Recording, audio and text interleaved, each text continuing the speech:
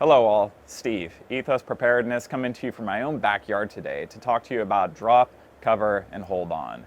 Why do you do drop, cover, hold on during an earthquake, and why is it necessary to practice something so simple and straightforward? First, here's what you're trying to accomplish. You drop to minimize the risk of falling. You take cover to protect yourself from the things that might fall on you. And you hold on to whatever you're beneath, because just like you, it's going to shake a lot during an earthquake, and if you don't hold on, it can get away from you.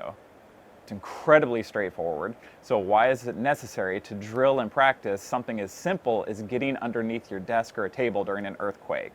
It's because during an earthquake, you're going to be scared, which means the smarter part of your brain starts to shut down, and the older, dumber, more explosively decisive part of your brain, known as your amygdala, start to make decisions.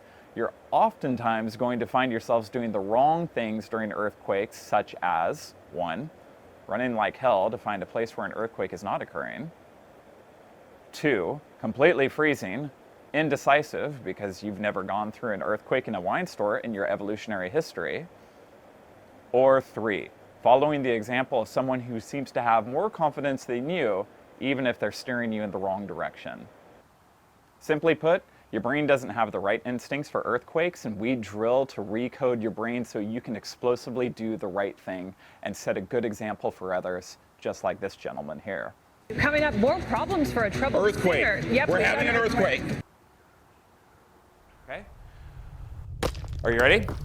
Drop, cover, hold. Let's go.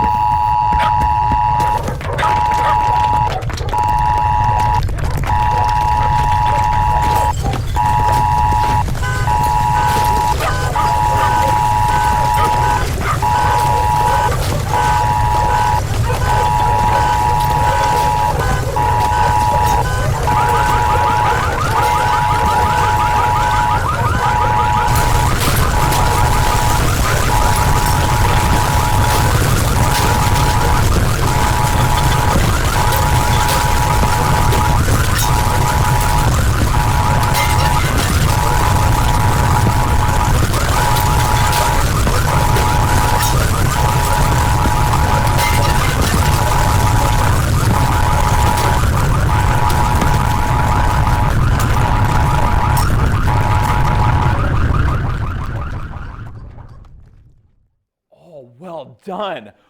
Oh, you all did it.